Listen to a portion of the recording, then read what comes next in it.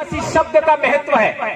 कितना साल से, इतने साल से, 10,000 साल, 15,000 साल, 20,000 साल, और ये साबित हो चुका है कि जितना अरावली पर्वतमाला पुरानी है उतना यहाँ का भील समाज है। यह है आदिवासी शब्द का महत्व। इसलिए ये लोग हमको आदिवासी नहीं कहना चाहते, ये हमको वनवासी कहना चाहते, और ये मैं नहीं कह रहा। ये देख लीजिए, ये वनवासी कल्याण परिषद की किताब है, वनवासी अखिल भारतीय वनवासी कल्याण आश्रम की विकास यात्रा। सही है परमार साहब? ये आपका ओरिजिनल किताब है, उसमें ये त्रिलोकीनाथ सिन्हा उसने लिखा है। इसमें आपका रामचरितमानस का हवाला देके लिखा है 320वां दोहा में, जिसके पास रामायण हो वो जाके उठा के आज ही रात को देख लेना। कोल की रात भिल्ल वंचारी, फेरे फिरे जोहार जोहारी। कोल की रात और भिल्ल, ये जो लोग हैं बार बार फिर फिर करके जोहार जोहार करके अभिनंदन कर रहे हैं। ये दोहा है। कितने साल पहले लिखा रामचरितमानस? अकबर के जमाने में, मुगल सम्राट अकबर के जमाने में। तो आपका करीब 700 साल हो गया, 400 साल है ना, 400 साल हो गया। तो सवाल पैदा होता है कि जो लोग आज भी हमारे समाज में ये जोहार शब्द है वो बाहर से आया है ऐसा कहते हैं, उन नालायकों को कहना कि तुम्हारे बाप ने ही लिखा है। सलूमर में राजपूतों का एक शिलालेख मिला है, उस पर भी जोहार लिखा है। और हमारे काट्टा होता है, उस काट्टे में जब वो जीव, उसको सारे लोग लाइन में खड़े होकर के साफा बांधने के बाद लड़कियां होती है हाथ में चावल देते हैं, और इसके बाद में एक साथ खड़ा होकर के जो जीव हमारे बीच में से अलग हो गया उसको पंच तत्व में विदाई हेतु हम लोग विदाई समारोह करते हैं, जिसको काट्टा कहते हैं, मृत्यु भोज कहते हैं हिंदी में। उसमें हम लोग खड़े होते हैं तो पालवी लोग क्या बोलते हैं? जोहार बोलते हैं। सही है गलत है? तो ये लोग क्या अनपढ़ है क्या? आप पढ़े लिखे हैं क्या? अनपढ़ लोग हजारों साल से जोहार बोलते हैं। तो कितने साल से चला हुआ आ रहा है, यह समझने की आवश्यकता है। इसके बाद आपने देखा होगा दिवाली ने वहाले दाड़े, जोहार पटारान दाड़े, सभी भाई आखी रात उड़ो गावा बाद ईडो पसे वेला नदी माते जाए जीली ने पसे एक बीजा ने गले मळे, और गले मळवा बाद पसे एक बीजा ने जोहार करें। ये परंपरा भी आज भी हमारे इलाके में जिंदा है। उस दिन जोहार पटारा कहते हैं, और विवाह में भी ये बहुत सारी परंपराएं जिंदा है।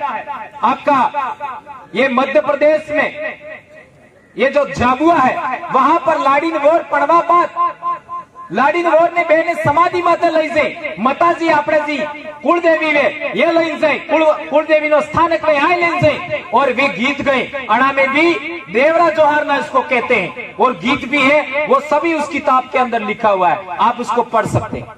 तो ये तो जोहार की बात हो गई। अब ये लोग हम लोगों को वनवासी क्यों कहते हैं, आदिवासी क्यों नहीं कहना चाहते? इसी किताब में लिखा है, मैं आपको पढ़ के सुनाता हूँ। ये हमारे बाप दादे ने किताब नहीं लिखी है, ये ब्राह्मणों ने लिखा है। उसमें लिखा है, आदिवासी शब्द की व्याख्या करने से स्पष्ट होगा कि देश में प्रारंभ से એટલે ठेठ तक की शुरुआत थी, आदिकाल से यही रहने वाले लोग हैं। कौन? आदिवासी।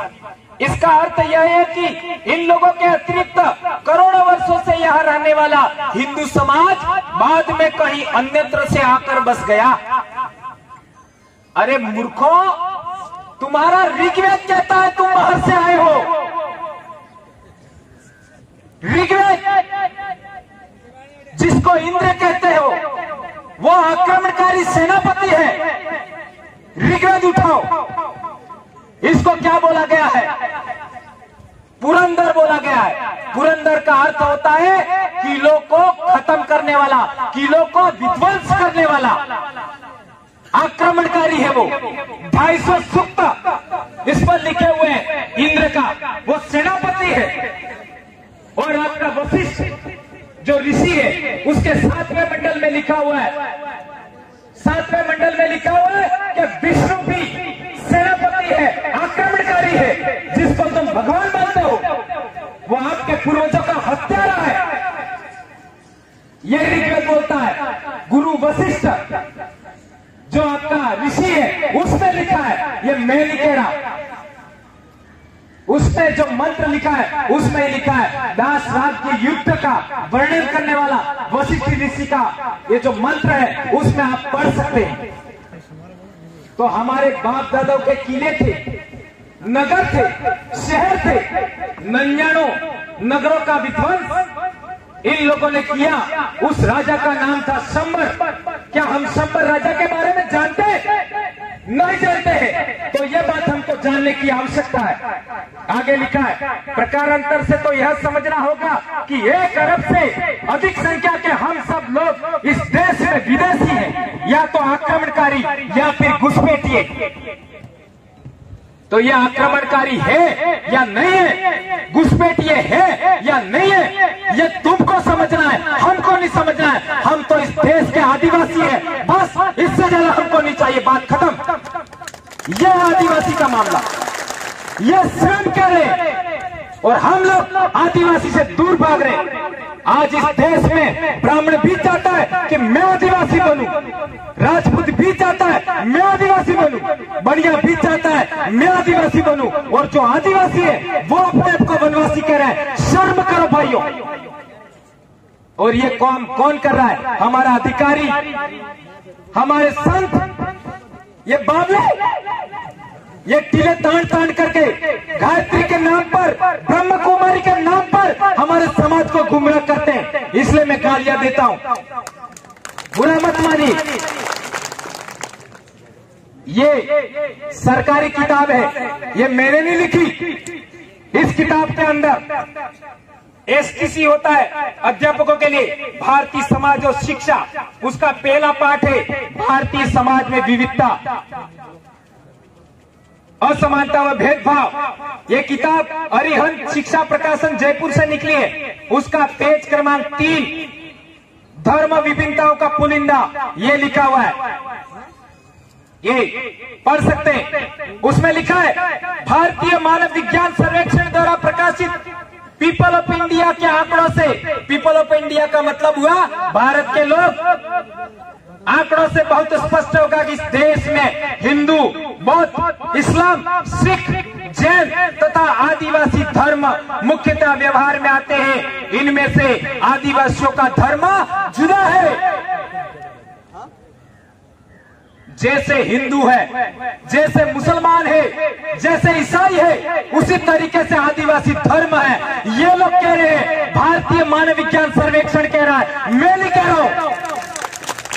इन नालायकों ने हमको ईसाई बनाया, हमको हिंदू बनाया, हमारा ब्राह्मणीकरण किया। ये काम किया वनवासी कल्याण परिषद ने, ये काम किया गायत्री वालों ने। इसलिए हम लोग कह रहे हैं आदिवासी धर्म का जागरण होना चाहिए, और हम लोग कर रहे। जो बात दादा ने, आपका ग्रासिया सर ने भी कहा, अभी जनगणना आ रही है। उस जनगणना रजिस्टर में 2021 में मेरे सरकारी रिकॉर्ड में आदिवासी धर्म लिखा हुआ है, मेरी पत्नी के रिकॉर्ड में आदिवासी धर्म लिखा हुआ है। मेरी बेटी अभी 12वीं पढ़ रही है, 10वीं में 91% बनाया, उसके जाति और मूल निवास में भी धर्म मैंने आदिवासी लिखवाया है। आपको भी लिखना होगा 2021 की जनगणना में। ये भारत सरकार का सिक्का लगा हुआ है उसके ऊपर, किताब के ऊपर। ये 8वीं क्लास की किताब इस रानी ने सरकार बनते ही सबसे पहले हटाया। कौन सी रानी? ये बीजेपी वालों की आई। हमारे कायदों की आई नहीं है। हमारी माँ तो वो है जिसने 9 महीने हमको पेट में रख करके पैदा किया। उसने ये किताब नहीं हटाई होती तो मैं ऐसा नहीं कहता। ये राष्ट्रीय शैक्षिक अनुसंधान और प्रशिक्षण परिषद नई दिल्ली एनसीईआरटी ने किताब बनाई है। इसके नीचे लिखा है राजस्थान राज्य शैक्षिक अनुसंधान एवं प्रशिक्षण संस्थान उदयपुर एसआईआरटी ने किताब बनाई है। उसके अंदर 7वां पाठ है हाशियाकरण की समझ। काटो नहीं पड़तो है, काटो पड़े थे ढीलू पड़े थे मार काल जाने कई पड़ ये 7वां पाठ आदिवासी कौन लोग हैं? अरे आपके इलाके के मास्टरों ने पढ़ा तो होगा, आज तक उन लोगों ने बताया होता तो ये आदिवासी शब्द की हमको व्याख्या नहीं करनी पड़ती। इसमें लिखा है आदिवासी शब्द का मतलब होता है मूलवासी। लिखा है मूलवासी आदिवासी एक ही होता है। इसके साथ लिखा है आदिवासी समाज औरों से बिल्कुल अलग दिखाई देते हैं। औरों से का मतलब कोर जात अड़ने गामड़ने भी हमारे हो कहे लोकवाड़ जे गांव एम कहे हमारे पालवी लोग हमारे विलेज होते हैं उनका नाम ही अलग होता है पाल, और पहले ने गामड़ा में अड़न लोकवाड़ जे काम कहे हमारे इलाका में।